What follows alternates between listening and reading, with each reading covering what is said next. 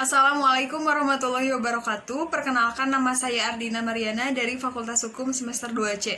Di sini saya akan mereview materi perkuliahan pertemuan kedua mengenai sumber hukum pidana oleh dosen pengampu Profesor Dr. Hajah Heni Nuraini SHMH beserta asisten dosennya Dr. Muhammad Rendi Aridayandi SHMH. Sumber hukum pidana yaitu yang pertama KUHP atau WVSNI mulai berlaku di Indonesia pada tanggal 1 Januari 1918.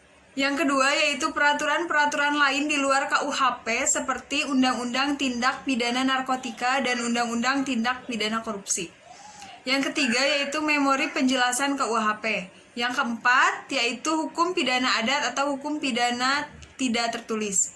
Pada masa kolonial, dasar hukum pidana adalah pasal 131 ISJO.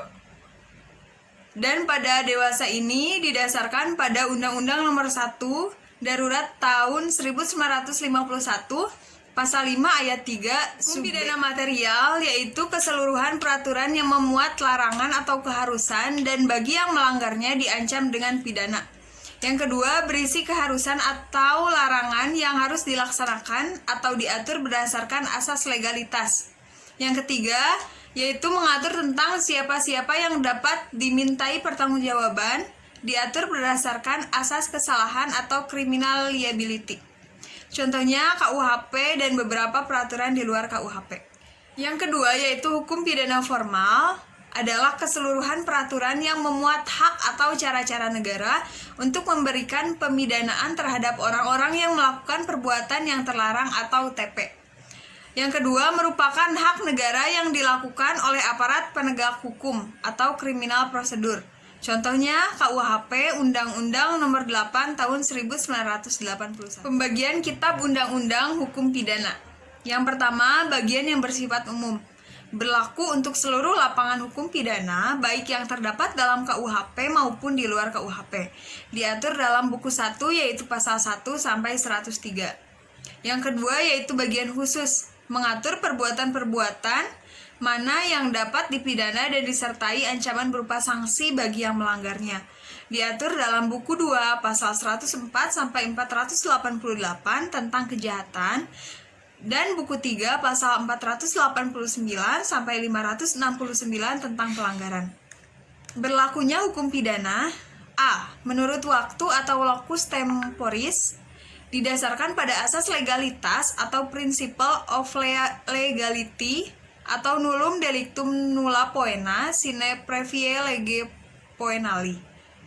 Yang kedua yaitu dalam KUHP diatur pada pasal 1 ayat 1 yaitu tiada suatu perbuatan dapat dipidana kecuali atas kekuatan aturan pidana dalam perundang-undangan yang telah ada sebelum perbuatan dilakukan.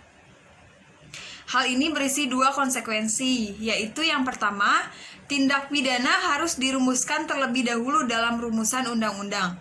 Dan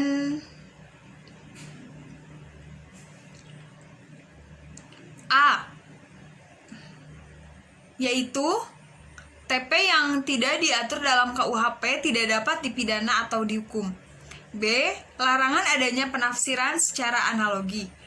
Yang kedua yaitu peraturan harus ada sebelum terjadinya tindak pidana, yaitu yang pertama tidak boleh berlaku surut atau retroaktif. Yang kedua menjamin individu dan